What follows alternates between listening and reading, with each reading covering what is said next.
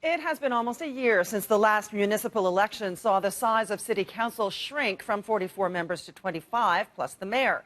A special committee on governance was created after the election in order to check in with members of the public and residents associations to see how much is being accomplished with the smaller council. So is it more efficient? It depends on who you ask.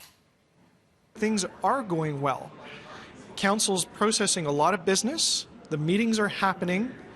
The decisions are being made, and the stats are actually showing that they're being made better and more efficiently.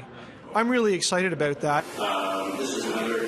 This is the third time the Special Committee on Governance has met to take stock of how the city runs and the ways in which that has changed since the last election. Etobicoke Councillor Stephen Holliday has always been a supporter of the smaller council. He points to this city clerk's report as evidence that in most areas the advent of Bill 5 has brought positive change, not negative. The data from the clerks show that we're still processing the same amount of council items.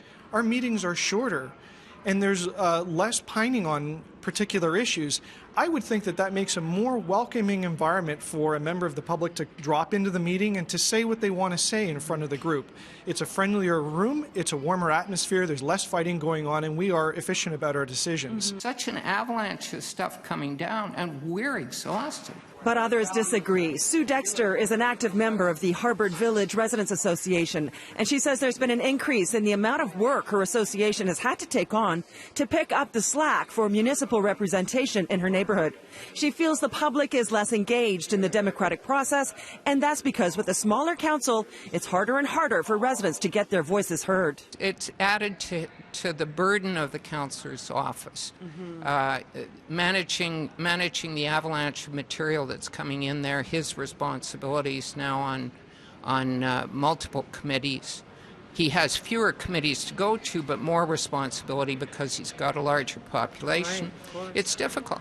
The goal of the Governance Committee is to look at citizens' access to government, the flow of council, and come up with ideas about potential changes that could occur. The mayor agrees the massive increase in councillors' workloads is a challenge, and that time will tell if the new structure is a success or failure. It is too early to judge, even though it's been sort of a full year. I think it requires the kind of thoughtful discussion that's happening at the Governance Committee to both determine the level of success of all this or not, and to then also prescribe some things that might help to make sure that the council works as well as it can. Now, the committee plans to have a comprehensive staff report complete with recommendations ready to present to council in November.